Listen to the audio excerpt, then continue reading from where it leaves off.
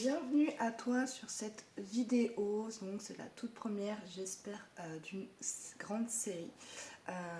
Aujourd'hui je vais partager avec toi un sujet qui me tient particulièrement à cœur, c'est-à-dire la victoire, l'obtention de l'autorité parentale exclusive sur mes deux derniers enfants. Donc avant de commencer, je me présente rapidement, moi c'est Lulu, j'ai 34 ans, je suis maman de 3 enfants, je vis dans le sud de la France. Et j'ai énormément de choses à partager avec toi.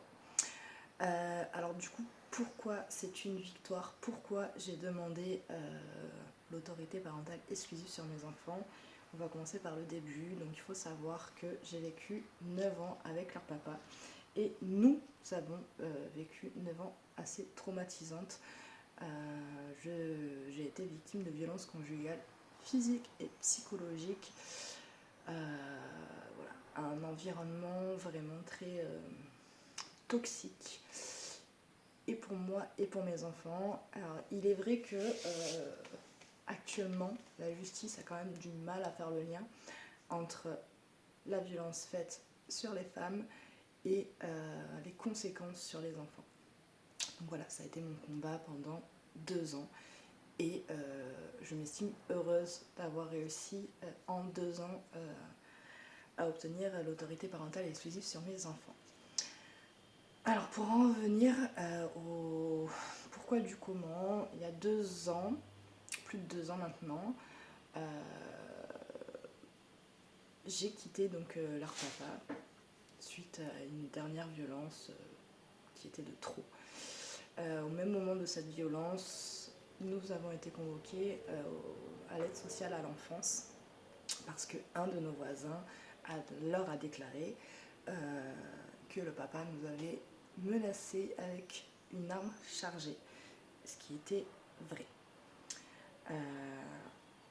Donc, à ce moment-là, l'aide sociale à l'enfance a effectivement fait un lien, fait une enquête pour savoir si c'était vrai ou non, si j'étais apte à garder mes enfants alors que je n'avais pas pu les protéger de cet incident. Le mot incident est vraiment faible, effectivement.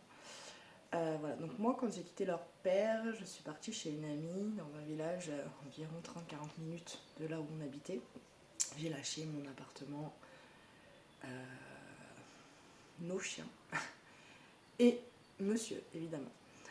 Donc du coup on a eu un suivi pendant plusieurs mois pour voir comment se portaient nos enfants, comment je gérais la situation en tant que femme, victime, mère.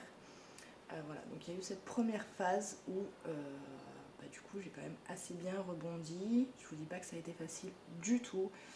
Ça a été un gros travail. Moi quand je suis partie, ma meilleure amie m'a récupéré comme des petites miettes par terre. Mais voilà, j'avais ce combat avec mes enfants.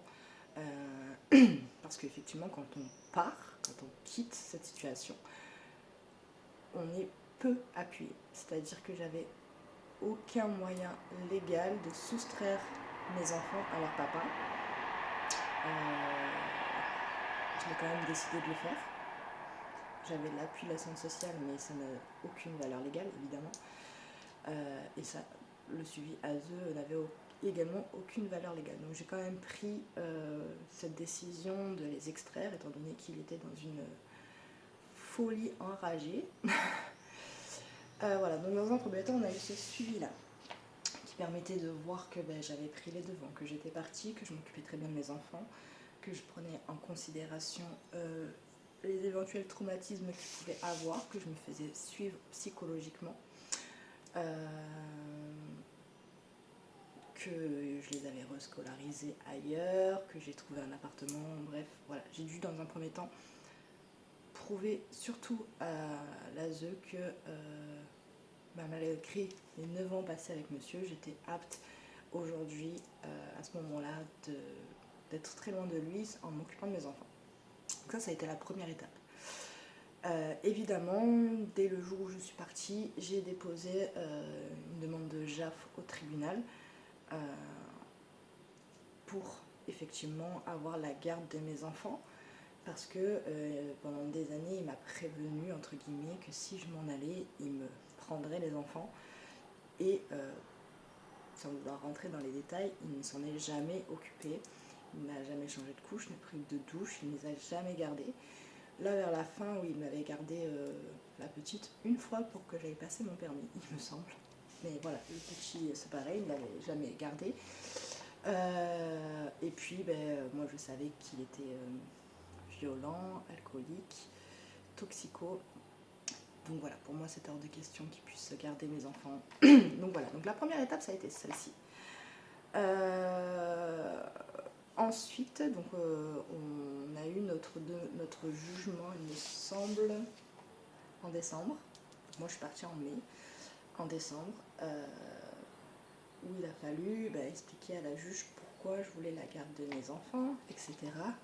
Sachant que voilà, on m'avait prévenu que les jugements administratifs familiales ne prenaient pas du tout en compte les affaires, comment on va dire,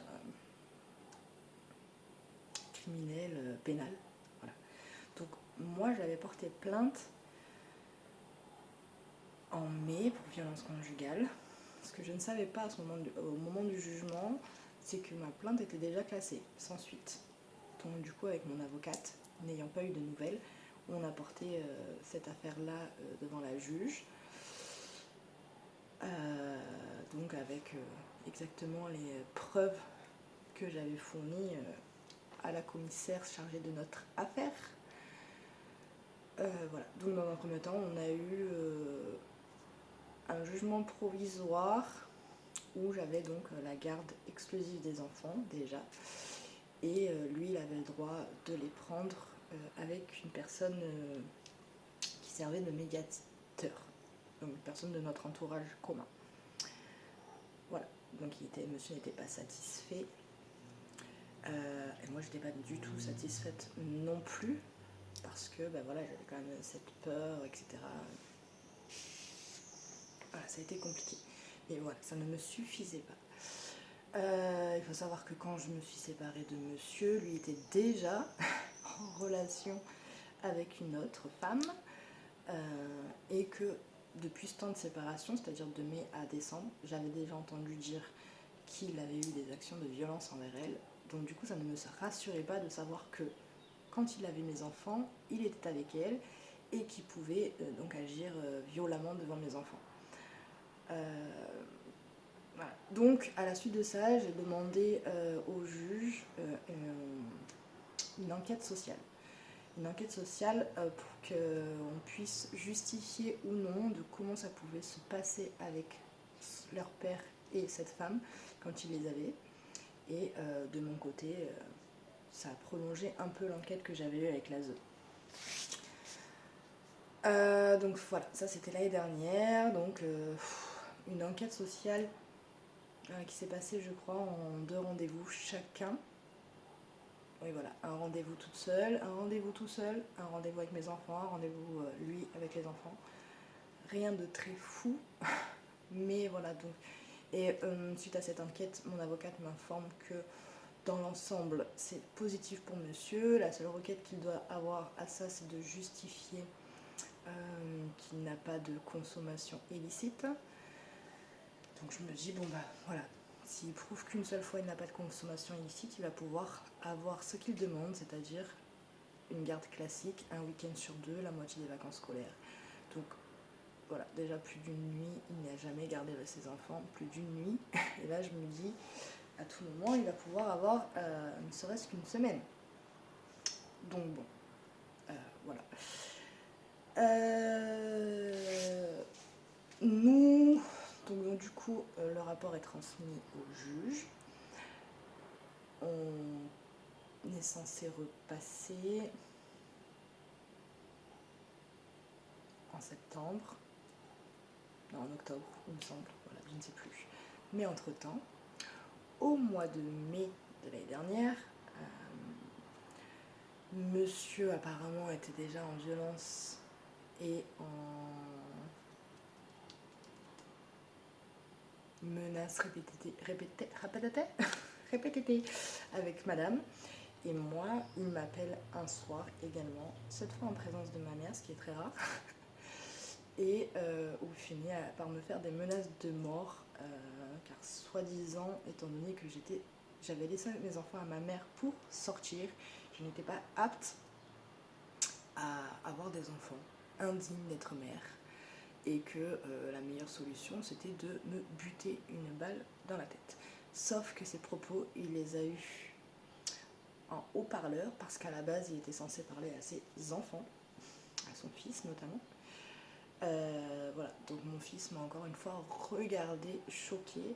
Ça faisait quand même 1 an qu'il n'avait pratiquement pas entendu de menaces de mort de son père envers moi, ou alors que quand leur père les avait, je ne sais pas. Et donc j'ai porté plainte pour menace de mort avec le témoignage de ma maman. Et suite à ça, il a été incarcéré. Voilà. Donc il a pris 1 an de prison, plus 6 mois de sursis d'une ancienne affaire. Mais finalement, il n'a fait que 7 mois. Voilà la justice française. Il a donc 18 mois à faire et il n'en fait que 7. Donc voilà, suite à ça, j'avoue que j'avais un peu peur des représailles. Donc du coup, on m'a accordé un protocole de sécurité renforcé, c'est-à-dire que j'avais jusqu'à hier, je l'ai rendu hier, j'avais un téléphone d'urgence où pas ou peu de personnes étaient au courant, ce qui me permettait, si jamais je tombais nez à nez avec lui, d'appuyer sur un bouton et de faire débarquer la police. Voilà. Bref, dans notre dossier, là, on est repassé en jugement en janvier. Donc en janvier, quand nous sommes repassés, j'ai pu fournir donc des éléments concernant le bien-être et l'évolution de mes enfants, évidemment, que monsieur n'avait pas cessé son comportement suite à son incarcération, pardon. Voilà, pendant que lui, à côté de ça, n'avait rien fourni qui justifiait qu'il était apte à s'occuper de ses enfants. Donc effectivement, cette fois-ci, j'avais demandé à récupérer l'autorité parentale exclusive, en ne changeant rien d'autre, rien à ce qu'il y avait déjà, c'est-à-dire les prendre un dimanche en présence d'une personne, etc. Et je vous avoue que je ne m'attendais pas du tout à que ça me soit accordé, parce que déjà on m'avait prévenu qu'il n'y avait pas forcément que la justice, du moins le domaine familial, ne faisait pas le lien entre les violences faites à une femme et, je vous disais, les traumas que ça a sur les enfants. Parce qu'on va pas se mentir, quand il me tartait la figure, j'avais peut-être pas mon fils sous les yeux, mais mon fils était à côté, il m'entendait crier. Ou des fois, il nous a vus, hein, c'est-à-dire qu'en pleine nuit, quand il faut emmener le petit aux urgences parce qu'il monte en fièvre, qu'il a une laryngite, pour ceux qui connaissent, et que de stress, on demande au papa de nous aider à préparer le sac et qu'on se prend une tarte dans la figure avec bébé dans les bras pour aller à l'hôpital. Je pense qu'inconsciemment, l'enfant on a des traumas. Voilà, tout simplement. De toute façon, j'ai bien vu, moi personnellement, le comportement de mon fils. Quand je suis partie, il voulait me taper tout le temps. Voilà, il était tout le temps en colère. Maintenant, ça va beaucoup mieux. Bref, donc du coup, j'ai eu la surprise ce lundi de découvrir qu'on m'avait accordé l'autorité parentale exclusive. Donc, comment vous dire, c'est une victoire pour plusieurs raisons. Déjà parce que je suis heureuse que la justice reconnaisse le lien entre les deux. Et j'espère que je ne serai pas la seule. Que je ne suis pas la seule, que je ne serai pas la seule à qui on pourra faire un lien. Deuxièmement, parce que du coup, mon affaire de violence conjugale a été classée sans suite et que malgré ça, j'ai une reconnaissance. Voilà, cette victoire, c'est une reconnaissance. C'est parce qu'on n'a pas enlevé l'autorité parentale pour rien. On l'a enlevé parce que la juge a reconnu les traitements plus que toxiques de monsieur envers moi-même, et du coup en rebondissement sur mes enfants. Donc cette reconnaissance est hyper importante. Voilà. Là, j'ai encore le choix de relancer mon affaire de violence conjugale classée sans suite. Je ne sais pas encore si je vais le faire. Le dossier est prêt, mon courrier est prêt, je ne sais pas. Bref, ça. Et c'est surtout que je peux protéger mes enfants. Voilà, donc lui, il a quand même un dimanche tous les 15 jours en présence de quelqu'un. Mais actuellement, il est incarcéré parce qu'il a de nouveau agi sur sa compagne actuelle. Mais voilà, là j'ai le pouvoir de protéger mes enfants. Ils peuvent aller, je peux les envoyer chez un psy sans avoir l'autorisation de leur père qui lui refusait. je n'ai pas monsieur qui va savoir tout ce que je fais. C'est-à-dire qu'effectivement, si je pars en vacances, dans les Pyrénées par exemple, je quitte mon département, j'étais censée prévenir monsieur que je partais. Mais monsieur, c'était des questions du genre et où tu vas? Et ça y est, t'es un mec, t'emmènes pas mes enfants, voilà.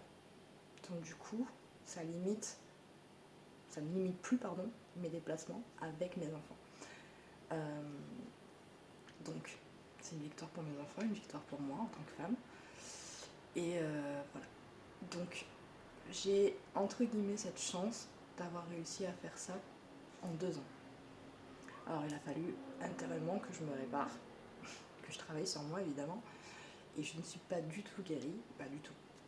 C'est-à-dire qu'aujourd'hui je suis heureuse dans ma vie, j'ai une petite maison dans laquelle je vous parle, des amis, une activité professionnelle qui me plaît, mes enfants avec moi, qui sont plutôt épanouis. Mais voilà, j'ai encore de grosses cicatrices internes que j'essaye de soigner évidemment. Mais voilà. Donc là, mon message aujourd'hui, c'est surtout c'est possible. C'est possible de quitter la violence conjugale. C'est possible de se défaire d'une emprise. C'est possible de protéger ses enfants. C'est possible de se relever. Et tout est possible, en vrai. Voilà. Donc si vous avez envie, besoin de conseils, juste d'échanger, parce que je ne suis pas la voix de la raison, hein, évidemment, ni de la vérité, voilà, je serais heureuse de pouvoir partager avec vous. Et là, ça va, mais je vous avoue que quand j'ai eu le mail de mon avocate m'indiquant cette nouvelle, j'ai pleuré toute la journée de joie, parce que c'est vraiment une dinguerie. Voilà. Je pensais pas qu'on pouvait enlever, entre guillemets, aussi facilement l'autorité parentale à un parent. Parce que moi-même, mon père, que je ne connais pas, qui m'a connue, je crois, la première année de ma vie, a toujours eu l'autorité parentale alors qu'il a fait de grosses dingueries. Donc voilà, j'avais envie de partager ce premier sujet sur cette victoire-là. Et surtout, ne lâchez rien. Battez-vous sur ce qui est important pour vous, pour vos enfants. Battez-vous pour vos rêves, pour votre vérité, pour cette reconnaissance, quelle qu'elle soit. Si c'est important pour vous, c'est important de le faire. Et c'est important de ne pas lâcher. Voilà. C'est un premier format vidéo, donc ça part un peu dans tous les sens. J'ai pas voulu trop programmer ce que je disais, ce que je voulais que ça soit juste vrai, sincère, authentique. Donc, pardonnez-moi pour ce petite première vidéo un peu destroy. Et je vous dis à bientôt pour la prochaine vidéo.